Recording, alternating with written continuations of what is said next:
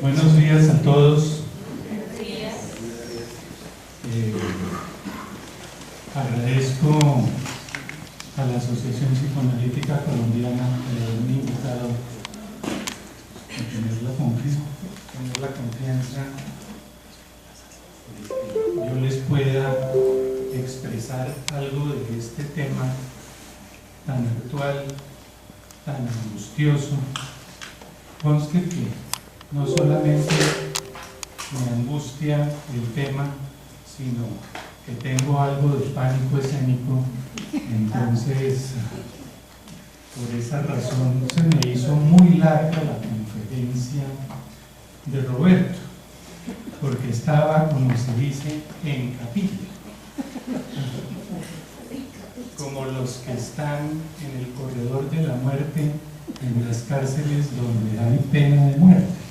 Cuando me tocará a mí, y creo que ya me tocó.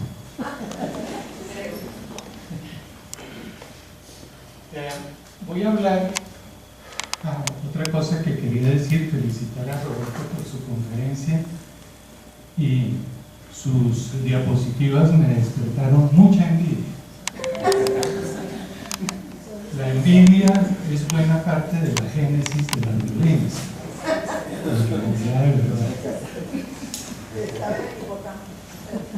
El asunto de la propiedad privada, Freud se refirió a eso. Voy a poner esto para que no se me pase el tiempo diciendo más tonterías de las que voy a decir.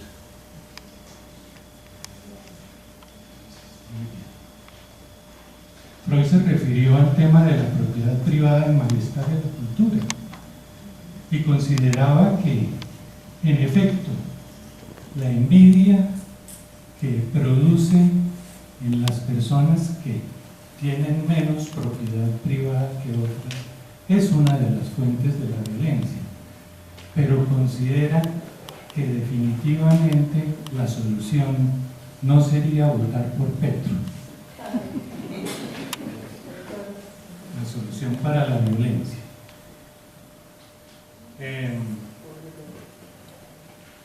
Mafalda nuevamente aparece hoy.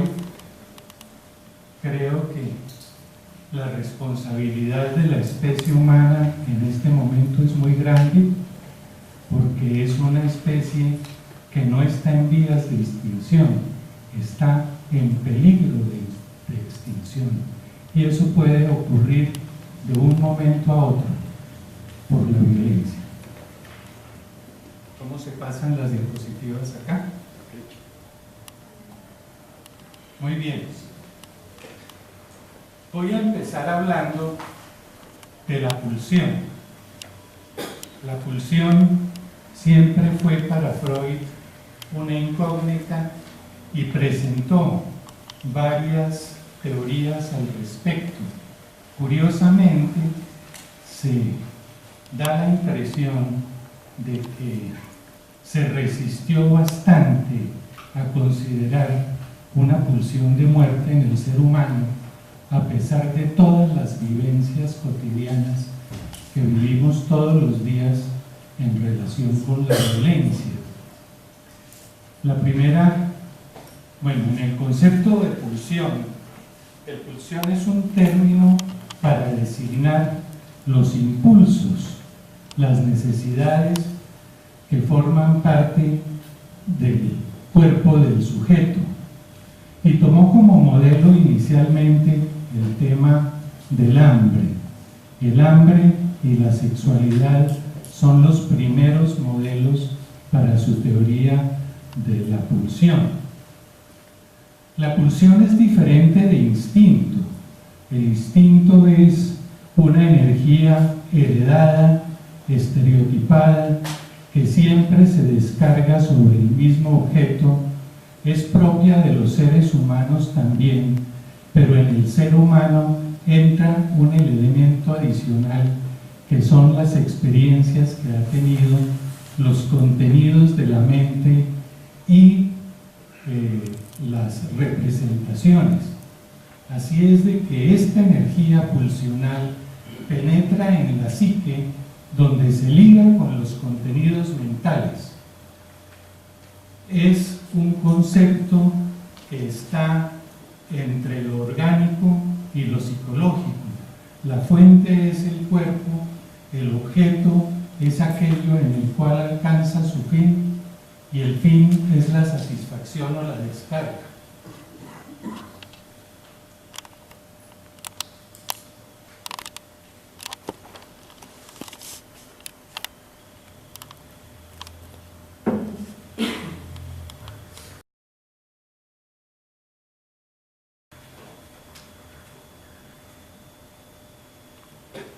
Cuando hablamos de objeto en psicoanálisis, no estamos hablando de una cosa. Estamos hablando de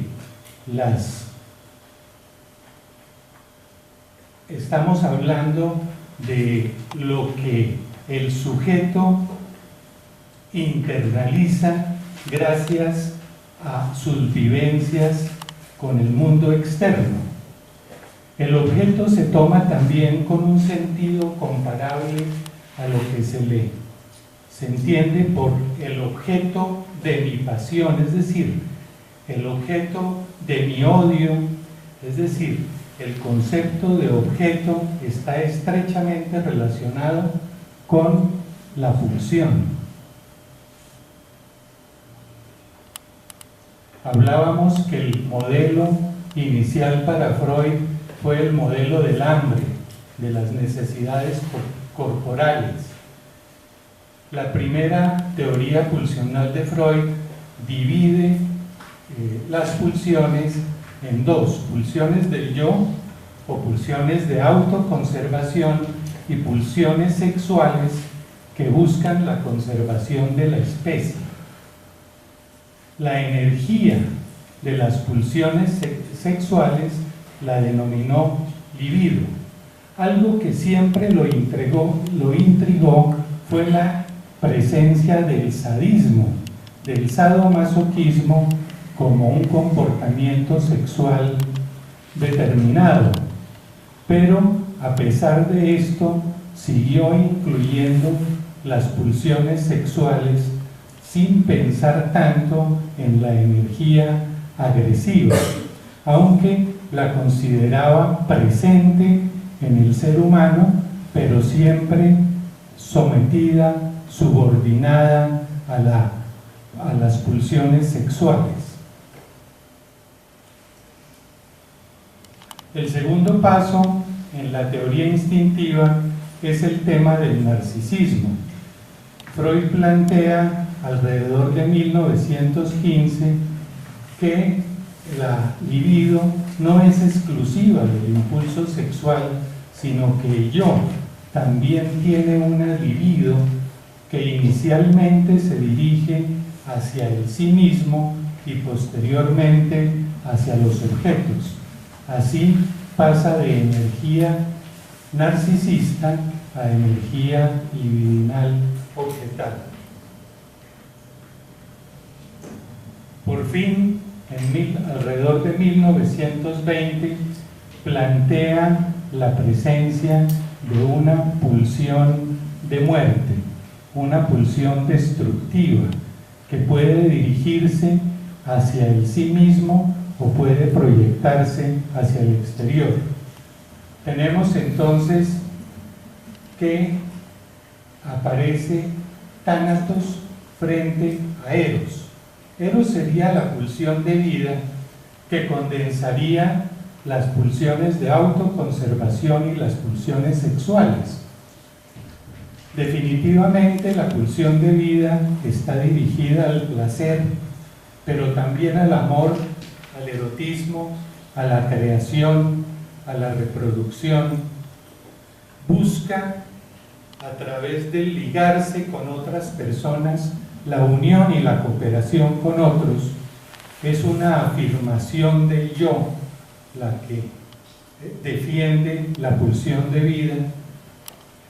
En general es un principio de cohesión que nos lleva a pensar en la complejidad, en la construcción de una complejidad cada vez mayor.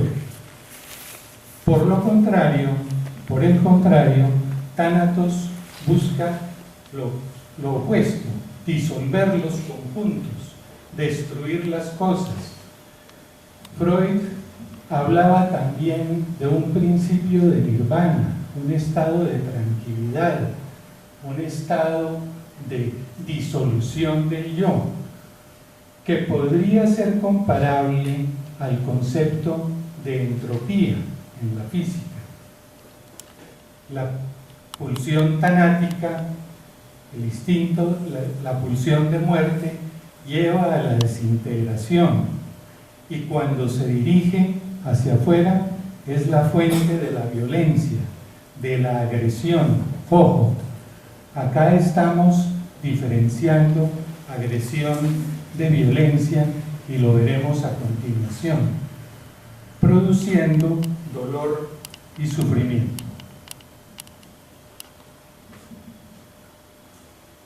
Definitivamente, Freud, en un momento dado de su vida, se volvió pesimista respecto de la naturaleza del ser humano. No imaginaba, como Rousseau, al ser humano amable, al ser humano bueno, que nace bueno y la sociedad lo corrompe, sino que comenzó a darse cuenta, especialmente después de la Primera Guerra Mundial, tan violenta, como en los seres el instinto de destrucción, la pulsión de destrucción, es una de las características principales de los seres humanos. Transitamos más que por la senda del bien, por la autopista del mal, como plantea allí Mafalda.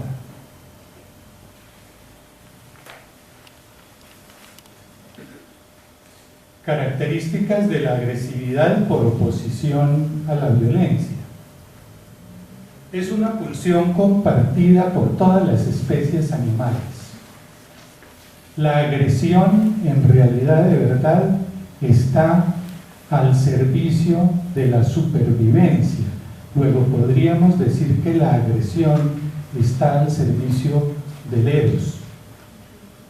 En los animales, a pesar de que algunas personas digan lo contrario, cuando insultan a otro, "so animal", no es un insulto, porque los animales no son violentos. Los animales utilizan la agresión para la supervivencia, tanto del individuo como de la especie.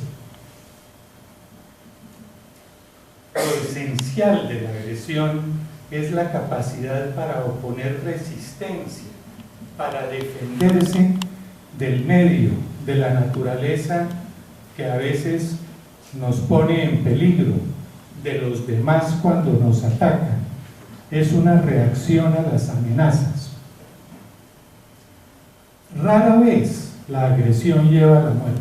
En algunas ocasiones evidentemente es así, pero no es la finalidad de la agresión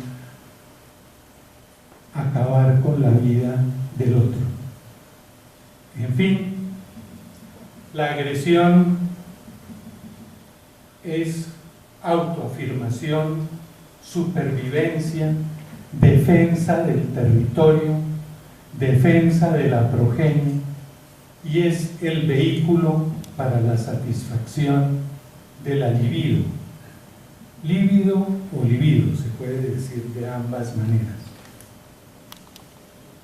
En cambio, existe una vertiente comportamental destructiva de la agresividad. La agresividad, al contrario de la agresión, tiene la intención de hacer sufrir al otro, de doblegarlo, suprimirlo o forzarlo, muchas veces a hacer cosas en contra de su voluntad, a controlar al otro, con efectos tales como la alienación o la muerte. Alienación y muerte son parecidos, porque alienación sería como una muerte en vida, La alienación es la persona, o la persona alienada es aquella que ha perdido su identidad o parte de ella, que ha perdido su capacidad de pensar, de desear. Ya es el agresor, es el sometimiento total al perpetrador de la violencia. Así que es similar a la muerte física. En fin, lo que quiero plantear acá, hablando del concepto de violencia, es que la finalidad del victimario es la desubjetivación, es decir, que el sujeto deje de ser, y ahí sí convertirlo en un objeto, pero no en un objeto psicoanalítico, sino en una cosa. La cosificación a través de la desubjetivación que produce la violencia.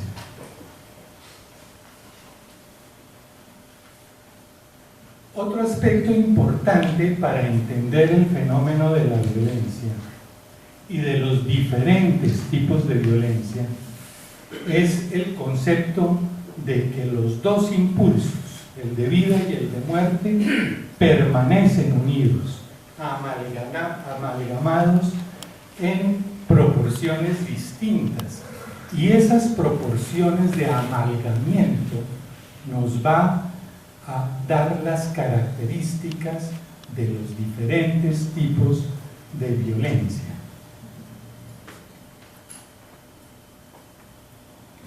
Freud inclusive planteó en sus últimos años que solamente por la acción concurrente o mutuamente opuesta de las dos pulsiones primarias, eros y pulsión de muerte, nunca por una u otra aislada podemos explicar la rica multiplicidad de los fenómenos de la vida.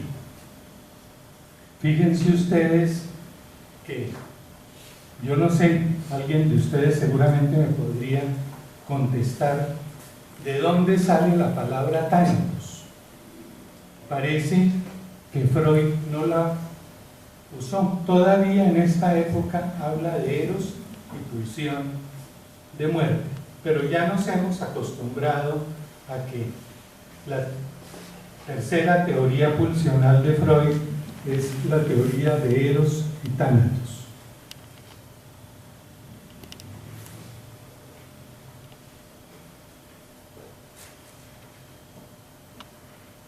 Los policías somos todos buenos.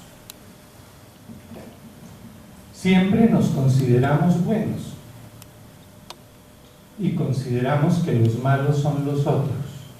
Este es uno de los mecanismos principales de la violencia, colocarnos del lado de los buenos.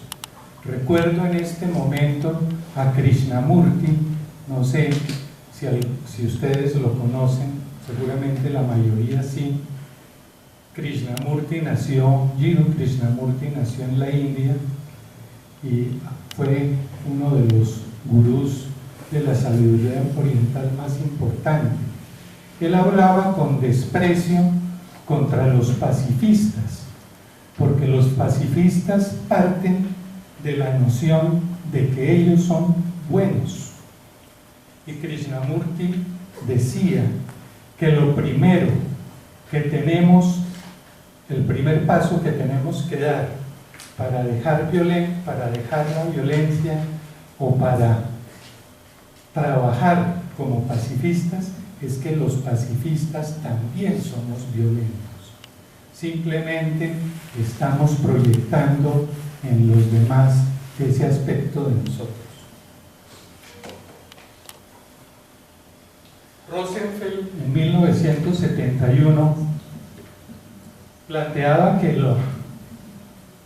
la fusión de los impulsos libidinales, el tipo de fusión característica de los de las pulsiones es lo que puede explicar el impulso o el comportamiento destructivo. En general se considera que los seres humanos subordinamos los impulsos destructivos a los libidinales, pero la patología se daría por la predominancia de los impulsos destructivos sobre los libidinales.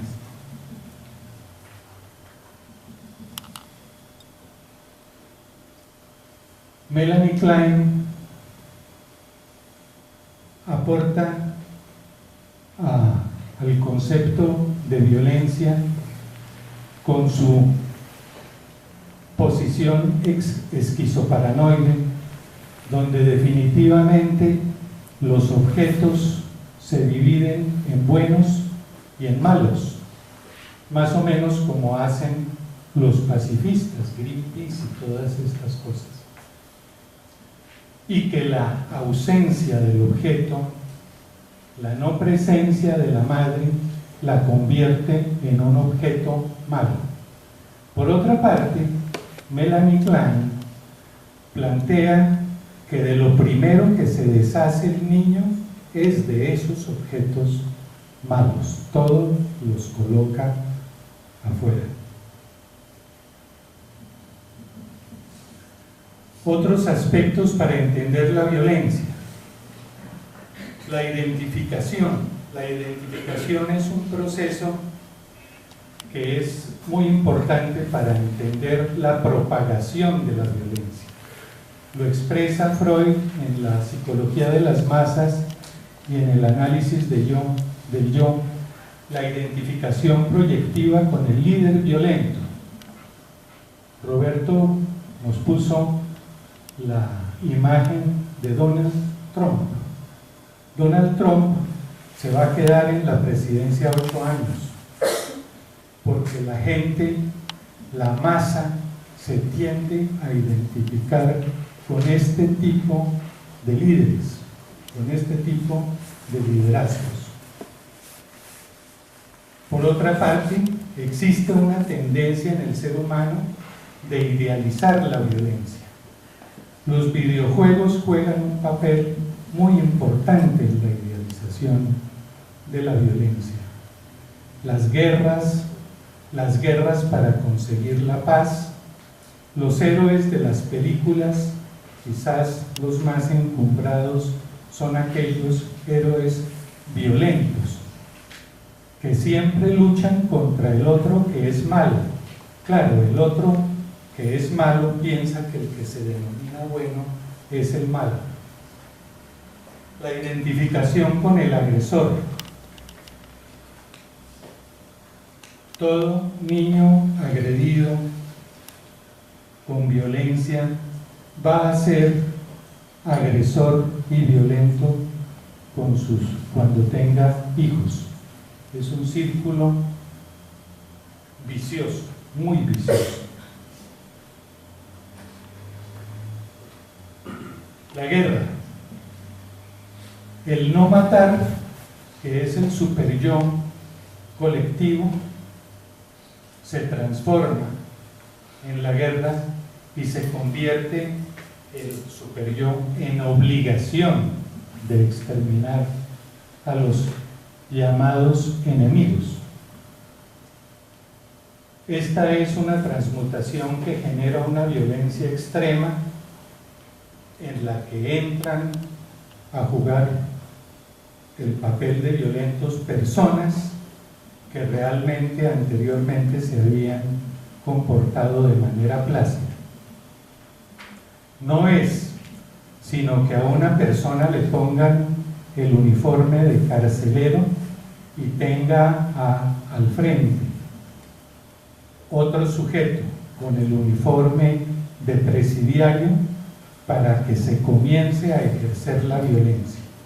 Philip Zimbardo, en 1971, hizo un experimento que les recomiendo la película se llama El Experimento, con un actor que se ganó un Oscar, Adrien Brody, y también hay otros experimentos hechos, por ejemplo, por Milgram en la Universidad de Yale, donde somos los seres humanos capaces de convertirnos en violentos de acuerdo con las diversas situaciones, y una de ellas es la guerra.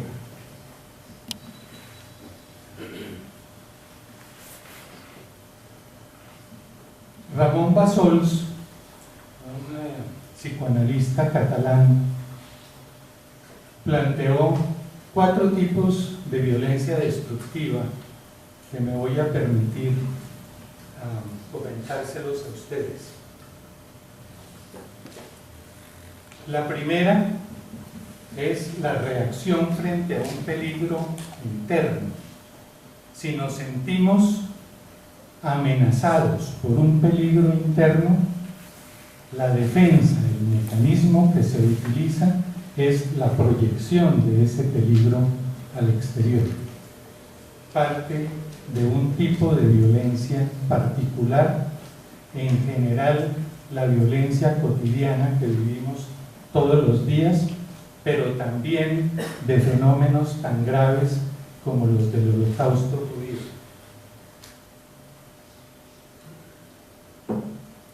En segundo lugar, se considera una organización mental sádica, donde el predominio de la fusión entre los dos impulsos, el predominio es del impulso destructivo sobre los impulsos libidinales, que se alían, curiosamente, con el impulso destructivo para que esa persona perpetradora de violencia consiga un gozo muy especial a través del sufrimiento del otro. No estoy hablando de sadomasoquismo sexual, donde esto es consensuado. Estoy hablando de sadismo, donde existe una víctima que no está de acuerdo que le hagan lo que le están haciendo.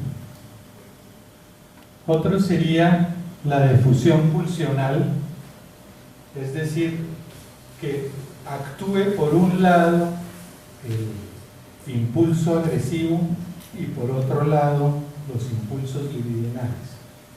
Y una motivada por influencias situacionales, que estudiaron muy bien los autores que les acabo de mencionar, Milgram en 1964 y Philip Zimbardo en 1971, con unos experimentos bien interesantes que nos ayudan a comprender algunos aspectos del fenómeno de la violencia cuando se coloca a las personas en situaciones determinadas.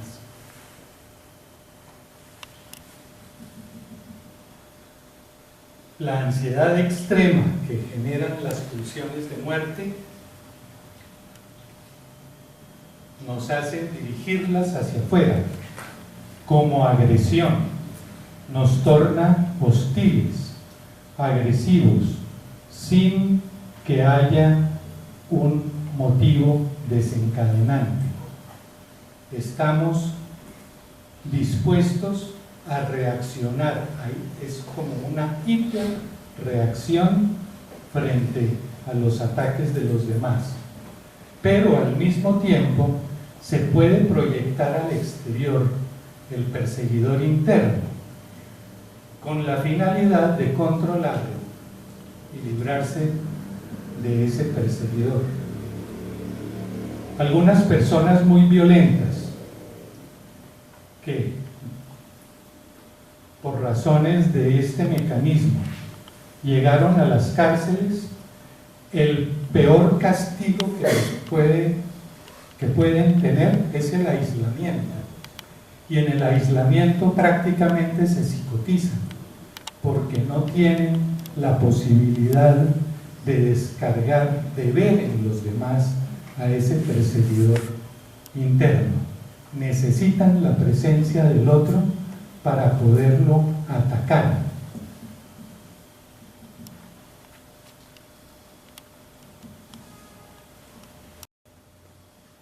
Freud explicó esto en 1917 con el concepto del narcisismo de las pequeñas diferencias.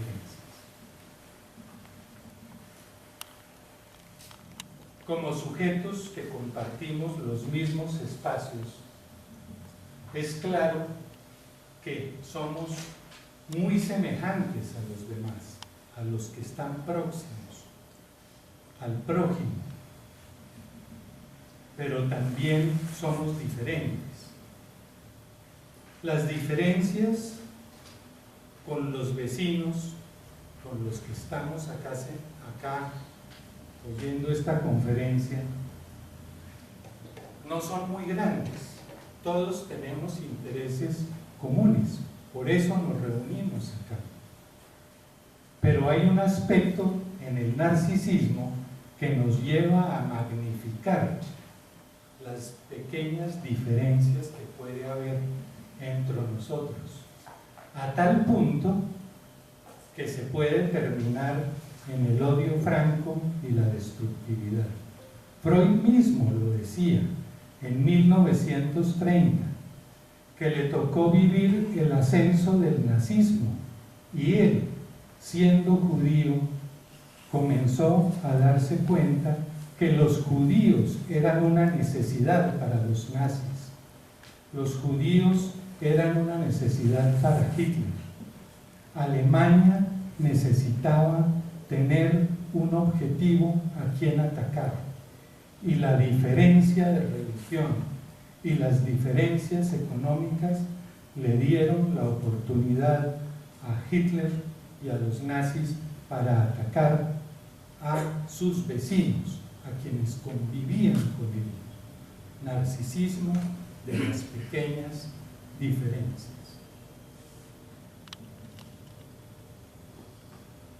Esta es una tendencia universal y la vivimos todos los días en las calles de Bogotá, con nuestros vecinos, con las personas que nos cruzamos en la calle, en los trancones, etc. Dentro de las razones para esta necesidad que tenemos los seres humanos por nuestro narcisismo de diferenciarnos de los otros, de aquello que es más familiar, estarían las siguientes. El tema de la identidad, el temor a la pérdida de la propia identidad. Este es uno de los grandes temores de los seres humanos. La identidad en general parecería que es muy fuerte, pero es muy frágil. Fácilmente podemos comenzar a actuar de manera diferente de nuestra concepción que tenemos de nosotros mismos. Ese es un ejemplo que nos lleva a pensar a lo que Helen Deutsch decía de la personalidad como sí. La personalidad como sí, pues sí, es una patología grave. Sin embargo, los estudios de Milgram y Zimbardo que les he mencionado nos muestran la tremenda fragilidad realmente de la identidad cuando se refiere al ejercicio de la violencia. El temor a la pérdida de la propia identidad, el temor a confundirse con el extraño. Entonces hay que apartarlo, hay que discriminarlo. Después la génesis de los racismos, de los nacionalismos, etc. Tomar distancia de lo temido a través del odio. El odio para tomar distancia del otro. Y sirve también para la cohesión de los miembros de la comunidad. Muchas veces se preguntan por qué Alemania se unió en torno a Hitler. Precisamente porque encontraron un enemigo común. Ya nuestro politólogo, el doctor Fernando Navas, quizás nos hablará del tema.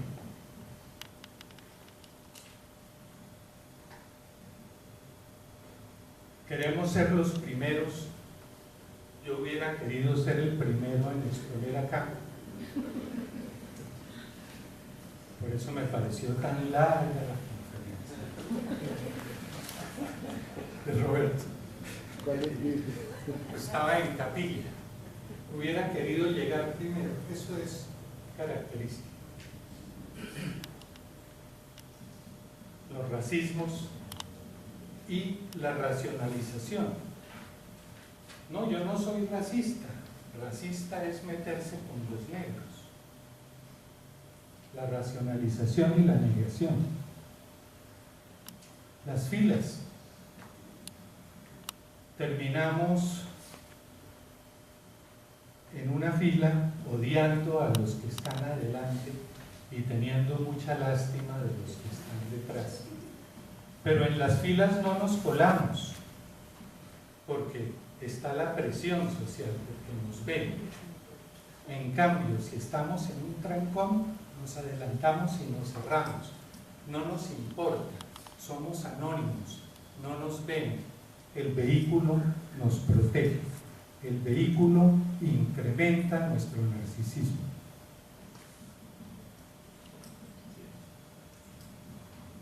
Después de un trancón, la persona ya está predispuesta y reacciona con violencia. Eso no es agresión, eso es violencia. Los concursos de todo tipo generan odio en los que no llegan de primeros. Los vecinos.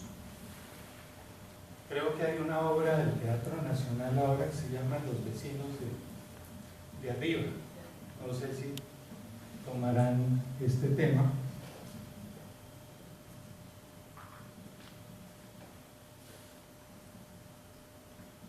En un ascensor con un vecino, situación incómoda, charla sin importancia, asentir y sonreír, tu infierno personal.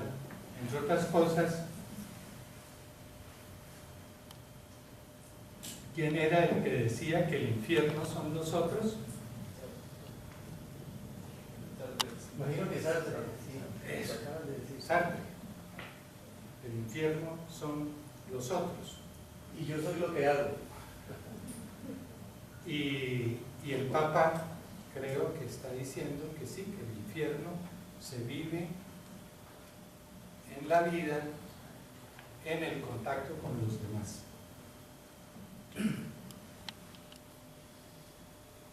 El odio. Bueno, una introspección de Mafalda. El odio a los vecinos es directamente proporcional a su cercanía. Es muy difícil ser amigo del vecino de al lado, sobre todo si es costeño y le gustan como a Roberto los vallenatos. Roberto, pero si es costeño, ¿no? Todo es sentimiento. Amador es un apellido costeño. De Monfort.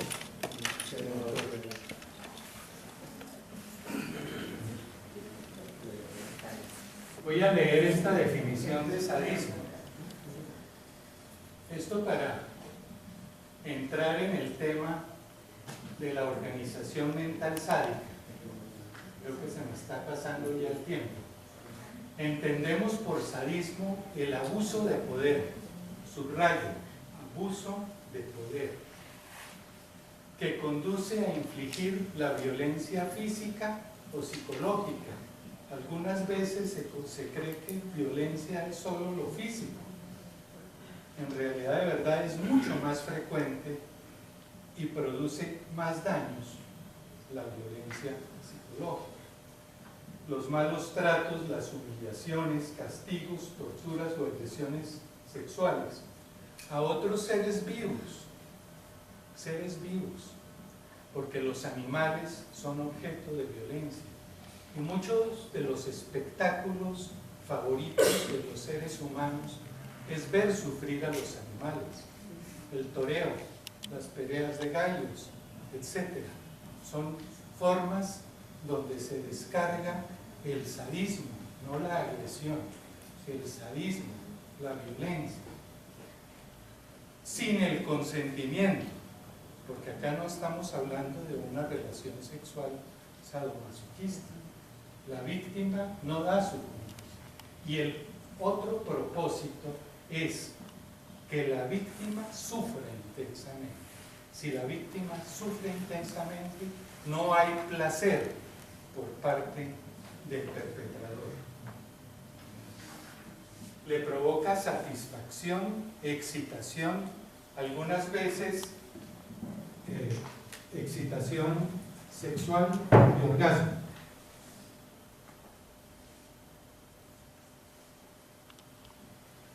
La interpretación psicoanalítica es que la fusión patológica de las pulsiones de la que hablaba Herbert Rosenfeld tiene la primacía de las pulsiones destructivas sobre las libidinales, y ocurre una alianza perversa de la destructividad con las pulsiones libidinales. De ahí el gozo intenso y la excitación que producen al perpetrarse las actuaciones violentas. No hay preocupación por la víctima, hay absoluto desprecio por la víctima, no hay sentimientos de culpa o de compasión por el daño que se le ocasiona en estos casos de organización mental sádica. No se conocen los orígenes, pero de todas formas se ha visto que estas personas en su infancia fueron víctimas de la violencia y tuvieron serias privaciones de todo orden. Por esta razón, inclusive muchas veces se duda de si esto es así, porque parecería que el sádico quiere echarle la culpa a la sociedad por injusta, pero no tiene remordimiento. El sádico no pide disculpas, no tiene sentimientos de culpa. De nuevo, la transmisión transgeneracional de la violencia y la identificación con el agresor. La difusión pulsional. Cuando los elementos crueles no pueden ser mitigados por los aspectos libidinales, ocurre una escisión, y es lo que vemos con alguna frecuencia de personas aparentemente con altos principios y valores morales, con ética intachable, que cometen delitos de lesa humanidad, se podría decir. Dr. Jekyll y Mr. Hyde. Robert Louis Stevenson planteó el caso de una persona con defusión pulsional. Por las mañanas, durante el día, un eminente doctor, y por la noche un asesino violento. Bueno, hay ejemplos de difusión pulsional allí. Me voy a detener aquellas del mundo religioso, en los conocidos casos de los curas pederastas. Cuando una persona como estas es puesta en evidencia en su abuso sexual a los niños, la gente no lo puede creer. Hay una gran sorpresa. ¿Cómo es posible que este individuo, con estas calidades tan especiales, con esta bondad sacerdotal, etcétera, puedan ser capaces de llegar a estos extremos. Y esto es con la complicidad de las jerarquías. Acá está una imagen de Dr. Jekyll y Mr. Hyde, pero yo creo que podría ser la de cualquiera de nosotros que estamos acá. Solo que no tenemos defusión pulsional y no actuamos la violencia de la manera como lo hacía Mr. Hyde. Esa personalidad oculta y oscura que mora en todos nosotros. Bueno, algunas características del sádico: con negación de la culpa, la idealización de las partes criminales de la personalidad, la adhesión fanática a creencias irracionales destructivas, la dedicación a la tortura, al asesinato, y por otra parte, magnífico miembro de familia y teniendo una vida aparentemente normal, para llegar al caso de Adolf Eichmann. Adolf Eichmann fue capturado por la Mossad. Se considera uno de los mayores criminales del siglo XX. Llevó 6 millones, era el encargado de transportar a los judíos a los campos de concentración. Y la visión de la vida de Adolf Eichmann lo trae Hannah Arendt en un libro que se llama El caso Adolf Eichmann o la banalización del mal.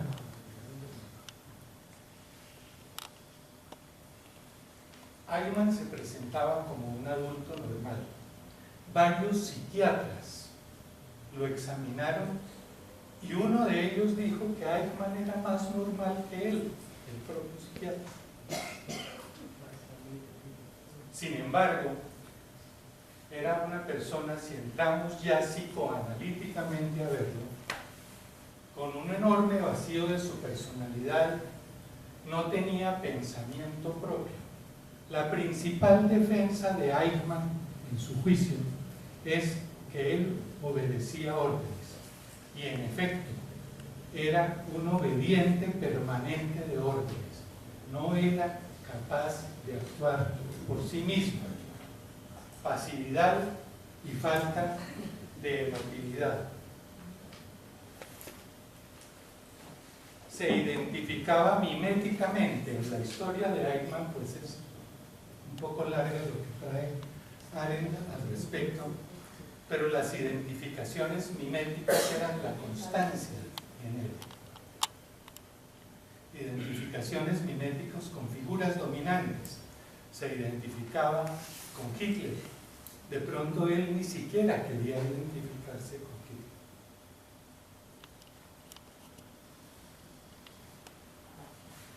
Acá volvemos a lo que les anunciaba antes, que parecería que en estos casos hay un trastorno serio de la identidad, una falta de autenticidad, y el problema es que en muchas personas existen rasgos como sí.